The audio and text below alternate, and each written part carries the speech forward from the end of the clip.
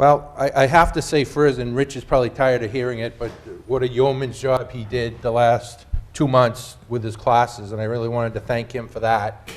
And what I wanted to do for the next month is to kind of piggyback on some classes Brother Rich gave, and I don't know how long ago, time just seems like a blur to me.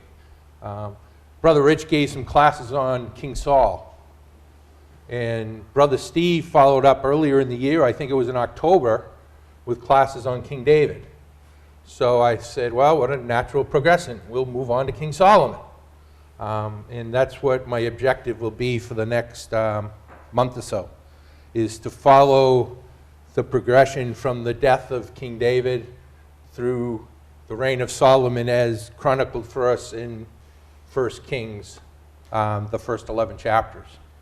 To do that, though, and as you can see what I put up on the screen, the title, I guess you could say, is Israel What Happened?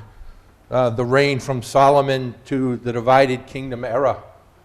And as we know from the divided kingdom era for the next couple of hundred years, the two kingdoms survive, and then both of them in their own time, the northern tribe in, I do believe it's 722, BC, and then the southern tribe in 586 are taken away captive. So what happened? If we would open our Bibles, and we won't do this now, but we'll look at it next week, starting next week, is we read in 1 Kings 4, Solomon reigned over all the kingdoms from the Euphrates River to the land of the Philistines as far as the border of Egypt. And on the left is a map that many historians claim to use when they think of the extent of the kingdom, the so-called global age of the kingdom of Israel. And how do we get from there to some 11 chapters later when we read, what portion have we in David? Neither have we any inheritance in the son of Jesse. To your tents, O Israel. The kingdom becomes divided. And this global, this dominion, this golden age is quickly destroyed. But to do that, we're going to do some back work. And I'm going to take a little bit from what Rich did and a little bit from what Steve did, and we're going to do some reviewing. We're going to cover 1,000 years, Lord willing, in the next 35 to 40 minutes. Just as a review, to set the stage to this point here when Solomon becomes king. Because I think it's important. A lot of times, a thing happens, like an event, and people pinpoint one reason for that event. But many times in history of nations, it's common knowledge that there's a lot of build-up activity before that one event. That one event is like the final match that lit the fire. Like we saw this week, unfortunately, in Washington with what happened and what's been building up. This has been building up over time. And that's what's happened also to the nation of Israel. From the time that God called Abram, we can see this buildup of things occurring over time. And it's only through God's love, care, and his promises, his covenants with the nation of Israel that brought them to this point. I mean, there were many times where God could have stepped aside and said, you know what, you guys, you're not getting it. But he doesn't do that out of his love and mercy. So we're going to see that. And we're going to look at that. And then we'll look specifically at King Solomon and what's outlined in those chapters in 1 Kings. Okay? All right. So we're going to start right at the beginning. And we've done classes on this before. So this isn't new, but I just want to get your mind percolating onto these things because sometimes we forget, all right? But we don't remember the circumstances of things happening. So right away, and then this too is also for a timeline, so to speak, so you could see the timeline of events. So around the year 2000, God calls Abram out of Ur of the Chaldees, right? We all know this, to establish a remnant, a nation, okay? And what is really cool about this, and that we might sometimes forget, is what happens just before in chapter 11 of Genesis is the Tower of Babel. And what did those people do that built that tower? What was their objective? Their objective was to reach the heavens with a tower, proclaiming what? What were they trying to do by building this tower? They were unparalleled with God themselves. Yeah, thank you, Steve. You build a name for themselves. They wanted to prove, in rebellion to God, their autonomy from God, that they could be separated from God and do their own thing and build their own kingdom, right? And then right after that event, we go to chapter 12, and God calls Abram from Ur of the Chaldees, and he tells him, you're going to go to a land that I'll show you, and I'll make a great nation out of you, and all the nations of the earth will be blessed. So to me, right away, that tells me that God obviously saw something in Abraham's heart, that he knew that Abraham could put aside that need for autonomy, that Abraham didn't need to be separated to do it on his own, that Abraham had a righteous heart, a loving heart, and a heart of faith, that he could rely on God and not himself. So that's one thing right away, he calls Abraham and says, you got to put away this need to be autonomous from me. And that's what he's looking for with this remnant that he's building, a family that puts their faith, trust, love in him, and not on their own needs to be their own kingdom, so to speak. Okay? And he does that, and he tells them, he goes, I'm going to send you to a land, and you can see on the map the land he sends them, which is smack dab in the middle of nations that had been around a lot longer than Israel. Okay? By the time Abraham and Israel is established in the land, nations like Egypt, Mesopotamia, these great civilizations had been there for thousands of years. The pyramids were already thousands of years old at this time. So, as I put here, Israel is the new kids on the block in the neighborhood. And the big thing is they're surrounded by nations that serve many gods. What a challenge that is. I mean, right off the top, you're going to be in the middle of all these nations that serve all these type of gods, and you're going there for a reason. You're going there to witness for me, my name. And that's what Israel was to be, a witness to God and to his glory and to his goodness and to his oneness. You know, there aren't, and I don't know the number of gods the Egyptians had. I know it was a lot. I mean, in Mesopotamia, the same thing. And God stressed, I am one. There's only one. There's no one else. Israel, Abram, you're going here, and you're going to proclaim that. You're going to witness that to the nations around you. Okay? So this is around 2000 BC. And sometimes we forget that.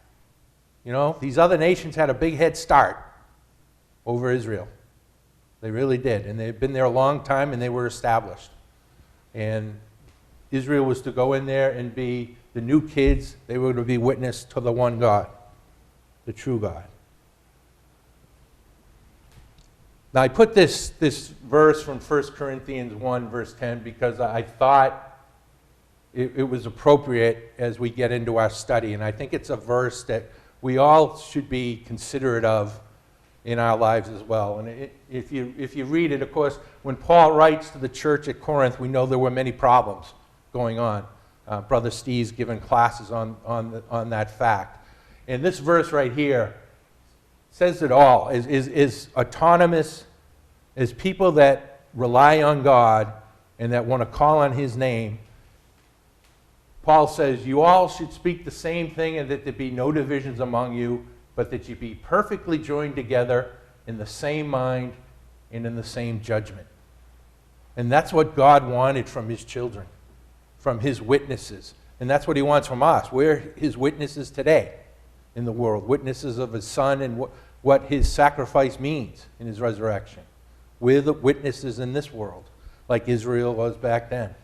So I thought that phrase would be, that verse would be something we can keep in our minds throughout our study, because what we're going to find out, as you know, is that doesn't end up being the case with Israel. It doesn't end up being the case. There are many times where they're not perfectly joined together in the same mind. And this is a shout out for us, isn't it, brothers and sisters? I mean, everything in our Bibles is there for a reason. And people can say, you can look back at the history, well, that doesn't apply to me. Well, this does. This does apply to us. So that's why we read it and study it. Okay? So we know as they were the first ecclesia, the Israelites. And at times, though they were apostate, they were the heirs to the promises that we read about in the Bible. And they were also to be witnesses. A witness is someone that sees or knows of some specific thing or event and proclaims it. They talk about it. They give evidence of it. And they were to do that in this land.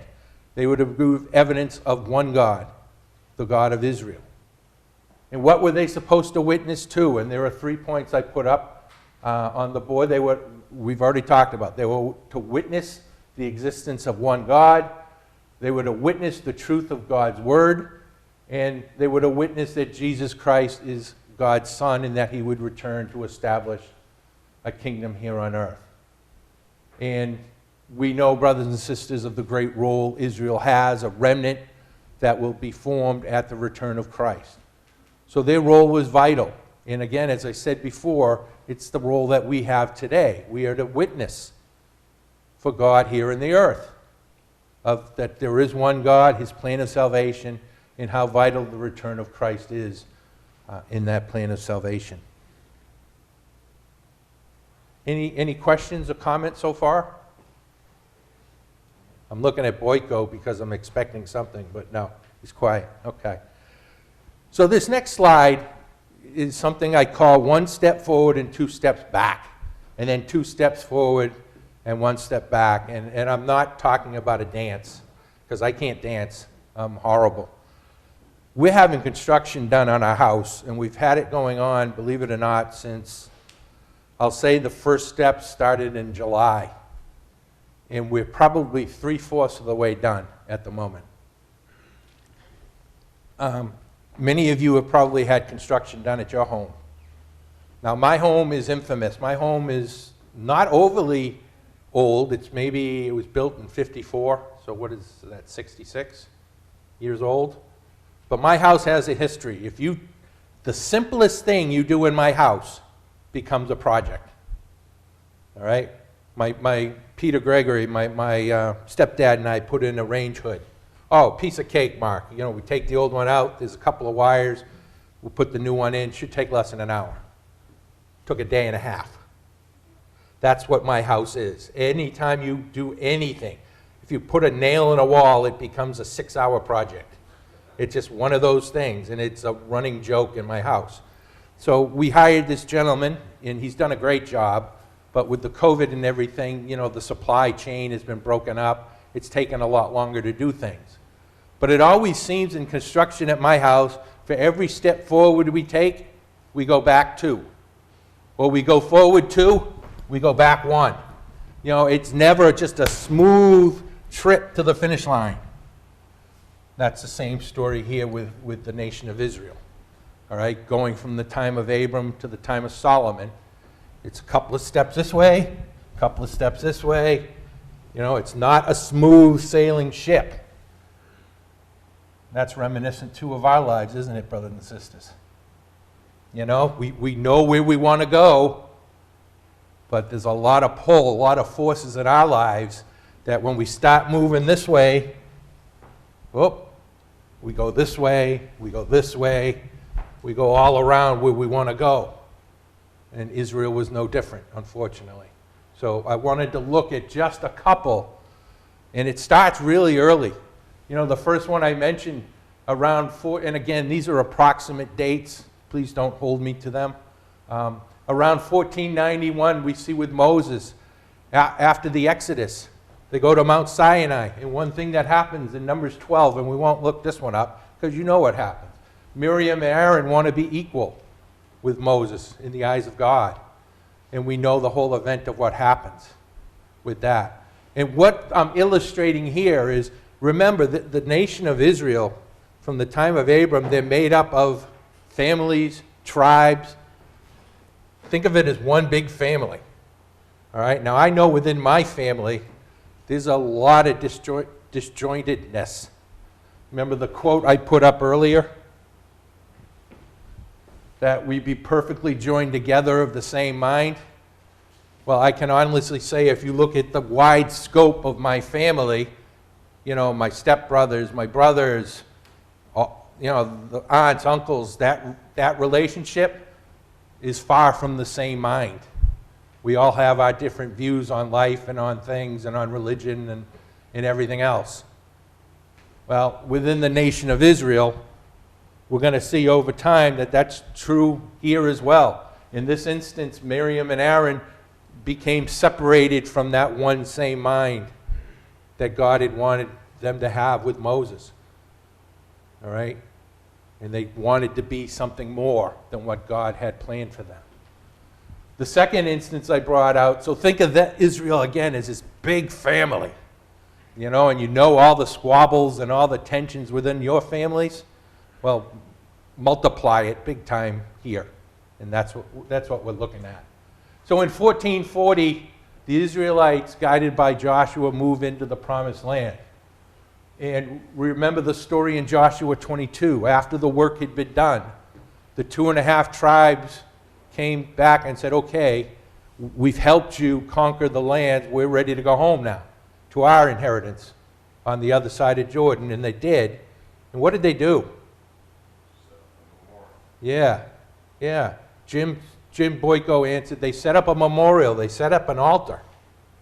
And the remaining tribes looked at that altar and said, wait a minute, what are you doing? You know, this is going to turn you away from the true God, and you're going to be worshiping at this altar. So right away, I mean, after they've conquered together and they've taken the land, right away there's a squabble, a family dispute. Okay? And we know that at the end it was a memorial to signify what had been done and to remember the unity they claimed between the two. They promised the 2.5 tribes that they weren't going to praise at this altar and turn away from God. So again, you can see these skirmishes happening, and there are many more. I'm sure you can think of many more than what I've got listed here. But within this whole time frame of building from Abram to the Golden Age, there are all these cracks in the walls of Israel. From the time of the Judges, and I think one of the most sad events that happens here is found in Judges 19 in chapter 19 and 20 with the wickedness of the men of Gibeah. You remember that story of the Levite and his concubine go in and they're traveling and they're looking for a place to stay. And they turn aside from, I think it's Jebus at the time. They turn aside from going there. Now remember back then Jebus wasn't Jerusalem. It wasn't under the Israelites' control until David. So they go to Jebus and the Levite says, we can't go here because of the heathen. Okay? I'm not comfortable staying here. So they continue and they get into the land of Benjamin. And I do want to look this up because I think it's very important to note where we're at here in this time, what the fever is in the nation of Israel. And if you remember, by the time they get to Benjamin, they get to Gibeah in chapter 19, verse 13. So this is what the account says. It says, he said unto his servant, come, let us draw near to one of these places to lodge all night in Gibeah. And they passed on and went their way, and the sun went down upon them. They were in Gibeah, which belongeth to Benjamin. And they turned aside to go in and to lodge in Gibeah.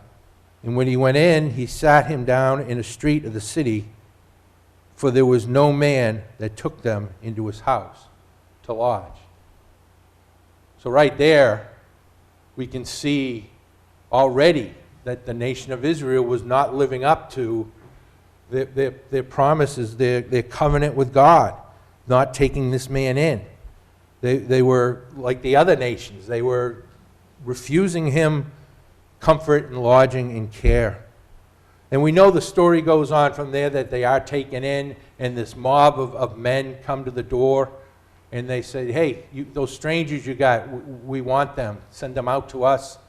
And the horrifying story is that both the homeowner and the Levite send out the women, and awful things happen to them, and the concubine is killed, and then later the pieces, she's cut up into 12 pieces and sent to the tribes of Israel. Just a horrifying event, and it ends up being a civil war where the other nations attack Benjamin for what had happened.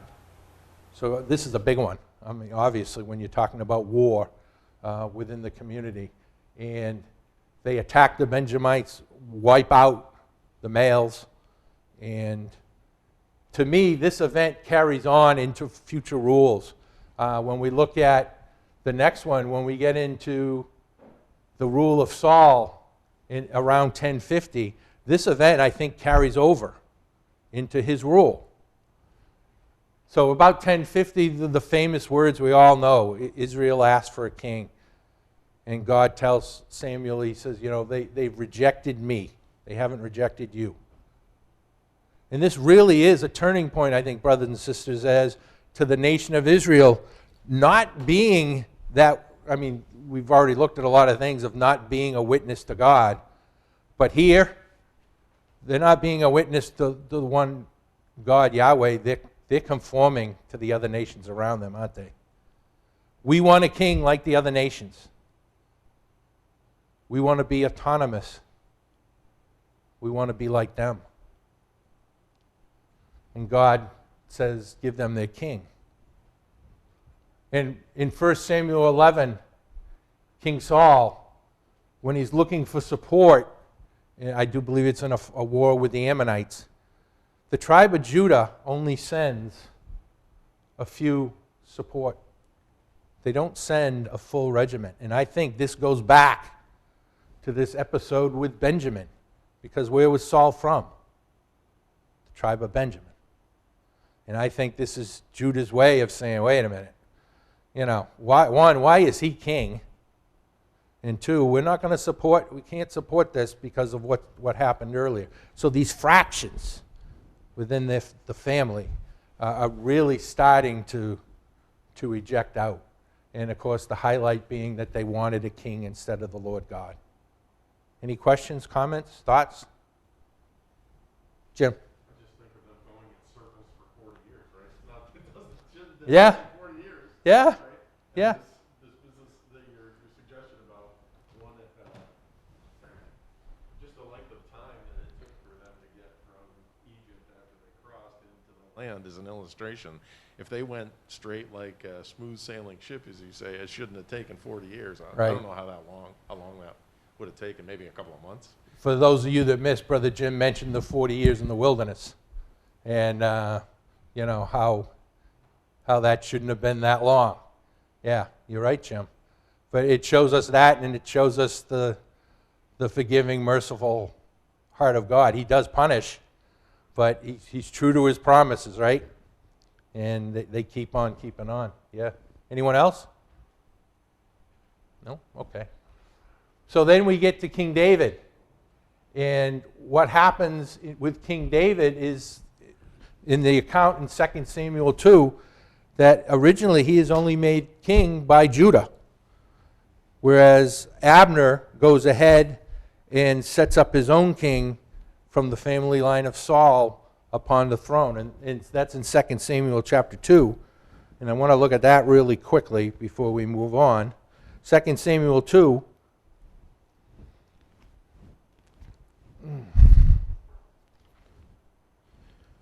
And if we read at verse 4, it says, the men of Judah came, and there they anointed David king over the house of Judah. And they told David, saying that the men of Jabesh Gilead were they that buried Saul. And David sent messengers unto them, and said unto them, blessed be ye of the Lord. So Judah anoints Saul. You can see again that decision here between the family of Saul and Saul's backers and those who were aligned with King David. So there definitely is that rift between the two sides. And we go to verse 6. Abner, the son of Ner, captain of Saul's host, took Ishbosheth, the son of Saul, and brought him over to Mahanaim and made him king over the Asherites and over Jezreel and over Ephraim and over Benjamin and over all Israel. So we had these two kings at the early time of King David's reign. So you can see this disunity, this not joining together throughout the 1,000-year period between Abram and Israel's journey into the promised land, the conquering of the land, and the setting up of the kings. Just a quick review. What I'm doing probably won't do justice to what Steve and Rich did in their classes, but we get to the first king of Israel, King Saul, and what a tragic figure he ended up to be. He really started out, as Rich said in his classes, very strongly, but he finished horribly. He never really was in control of the people. He ruled, and that allowed rebelling against God. As we said, he had early signs of being a great leader, but he failed. And he really had no one to blame but himself. We remember the accounts of what he did, his failure to wait for Samuel, and his act of taking on the role of the priest on his own. The curse he issued in 1 Samuel 14:24 about the troops not eating and how they would be killed, and that his own son Jonathan ends up eating, and all that took place, and what caused the soldiers to sin. You know, they started eating the meat with the blood, and what consequences that had, and how he utterly failed at God's command to destroy the Amalekites in 1 Samuel 15 when God commanded him to do so.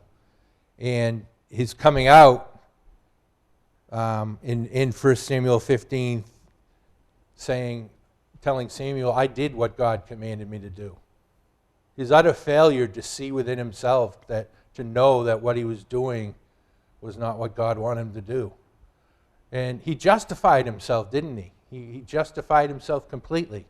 And King Saul is a great example to us about how easily we can justify things in our lives that we may be doing, that may be questionable. We need to be mindful of that. We can look at King Saul and look at all his points, all his failures, but we can't do that without looking at our own. You know, how easy is it us? Well, I think I'm doing what God requires of me. Yeah, I'm doing it. But then you look deep into the mirror. Well, brother so-and-so asked me to exhort in his place, and I came up with an excuse not to. I was asked to do this, but I didn't. I haven't gone to this brother and sister. I haven't reached out to them in 6 months. You know, there's all little things we can justify, and I'm probably king of it. You know, right now, work is a bear. Work is truly a bear. And I probably do use it to justify inaction on my part. And we got to be careful of that. You know, is it truly a reason not to do something or to justify something, or is it an excuse not to do something? So great lessons from King Saul for us to be mindful of in our own lives. Any questions, comments on that? I'm sorry, Jim? We have a lot of chiefs like that. Yeah? You're not the only king.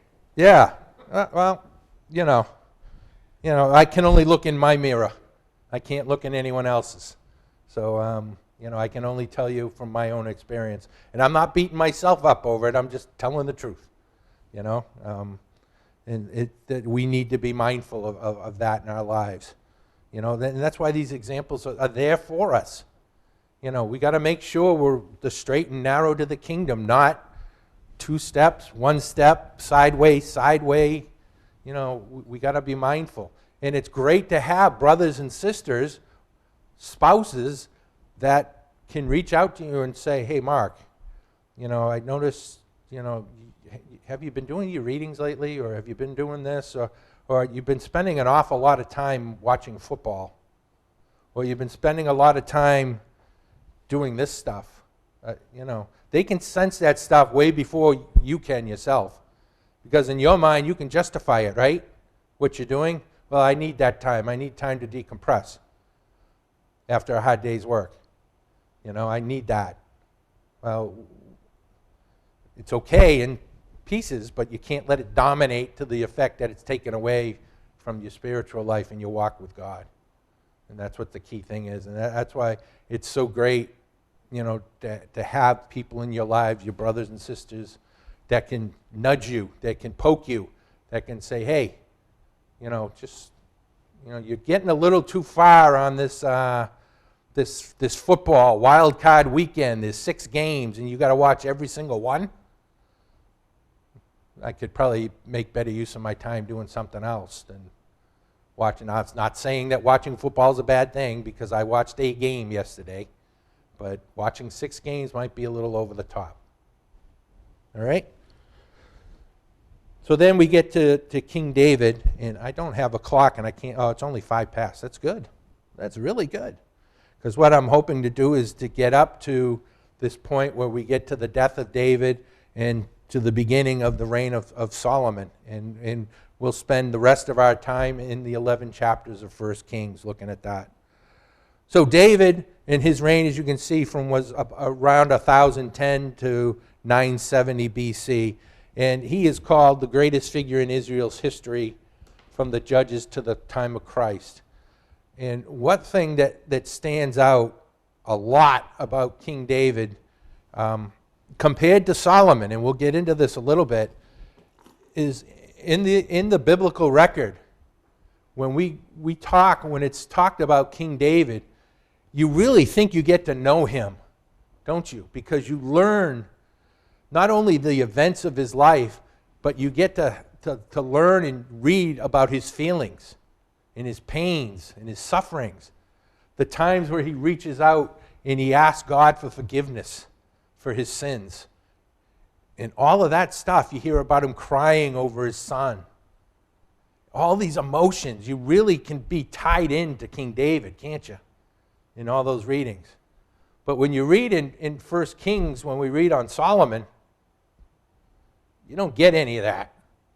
You get facts. It's very 2020. It's very computerized. It's a printout. It's like, here's Solomon. This is when he reigned. This is what he did.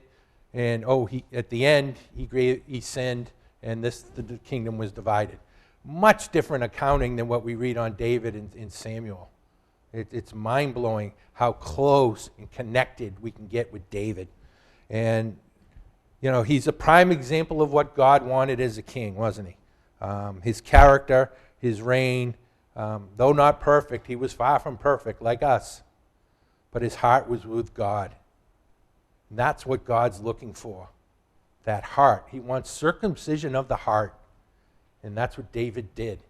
And that's what we need to do, brothers and sisters. We need to pour out our confessions to God, our sorrows to God, and circumcise these hearts so that we rely on him. We don't want to be like the people at Babel and those who wanted autonomy from God. We want God to be us, to be our lives, to be our focus. And that's what David did. And we're just like him. We can relate to him. He sins, we sin. So relatable. And, in foreshadowing what Jesus would be. Jesus was tempted, but he did no sin. David was tempted, and he gave in to his sins. So he's so relatable to us, whereas King Solomon, we'll find out, really isn't. At least through the writings in 1 Kings, it's only when we get to his other works that we really get to know his emotions, his feelings, and his thoughts on things. But in the accounts here in 1 Kings, we won't see any of that. Not like we do in Samuel with King David.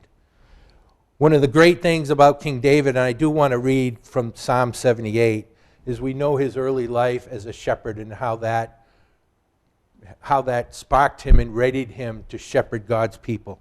If you do have your Bibles open and you can turn to Psalm 78, it would be wonderful. If not, I will just read it, because I just think these words sum him up beautifully. So it's Psalm 78, and it's a rather long psalm, but we're only going to look at 3 verses. And we're going to look at verses 70 to 72. And this is what it says regarding King David, if I can get my thumbs to work correctly. So we're going to look at Psalm 78. And just listen to these words describing King David. He, being God, chose David also, his servant, and took him from the sheepfold. From following the ewes, great with young, he brought him to feed Jacob his people, and Israel his inheritance. How would you like to have words written like that about you? He took Mark Hampton from the sheepfolds and sent him to feed his inheritance, his people. Those are marvelous words. So he fed them according to the integrity of his heart. So when God speaks that David, his heart was with God, this is, again, another reference to that great thing, the integrity of his heart, and guided them by the skillfulness of his hands. A big difference from what we read earlier regarding King Saul. And the impact of David's life can be seen when it relates to other kings, can it? And we'll look at one. Let's turn, if we can, to 1 Kings 15. I do believe is the one I want to look at. And you can see this when the scripture talks of other kings, how many times it's related to David, how these evil kings are portrayed, and then it comes out and said if it weren't for David, the kingdom might have been totally taken away. Look at 1 Kings 15. We'll look at verses 3 and 5. So this is speaking about Abijam, the king of Judah. And we read starting in verse 3, he walked in all the sins of his father, which he had done before him, and his heart was not perfect with the Lord, his God, as the heart of David was. Nevertheless, for David's sake, did the Lord his God give him a lamp in Jerusalem to set up his son after him and to establish Jerusalem. You remember the promises made to David that David would have a king on the throne forever.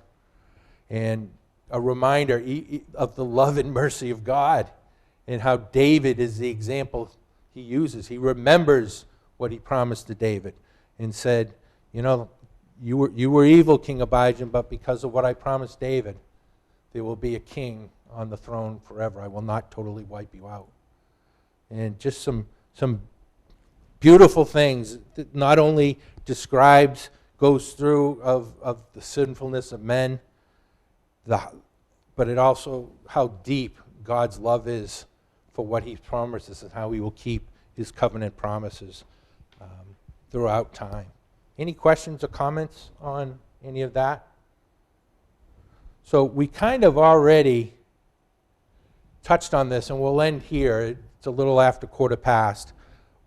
When we get into our talk next week, we'll look at 1 Kings chapter 1.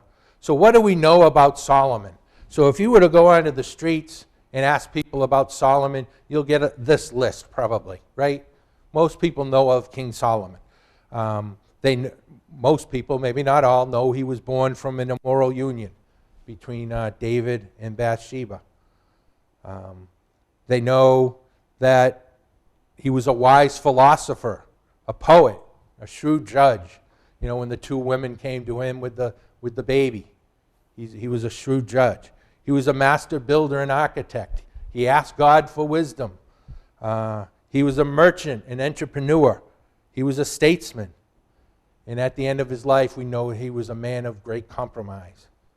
And we know all these things about him. But as I said earlier, we really don't know him until you get to his writings, when we learn his thoughts and his feelings. Until then. One thing I did leave out is, if you look at the second line, we read in Scripture that his brothers, Absalom and Adonijah, are both described as good-looking men. I think Absalom, it is Absalom, because he gets caught in the tree with his hair. And every time I think of Absalom, the description of him in 2 Samuel 14, I think of that, I forget his name, but there's a gentleman, supposedly a good-looking guy with these flowing locks of hair. And thank you, Brother Jim, Fabio. And that's what I think of when I think of Absalom with his hair, because it describes his hair as these flowing locks of hair. And Adonijah in 1 Kings 1:6 is described as a good-looking man. And again, we think of back to Saul, the biggest, the strongest, handsome man. That's what the people wanted. They thought that's what made a good king. But just a great reminder that these two men actually are the ones who rebelled. And we don't read of any that I know of, if you know differently, of physical descriptions of Solomon in 1 Kings, those accounts. We're not told he's a good-looking man, he's handsome, and he's rugged. We don't read of that regarding him. We're just given some facts about him. So next week, Lord willing, we'll start at the death of King David, and we'll look at the beginning of Solomon's reign. And he, much like King Saul, starts out great. I mean, you can go from the top of the mountain down the hill really quick, and that's what happens in his 40 years of reign. Any last questions, comments, thoughts?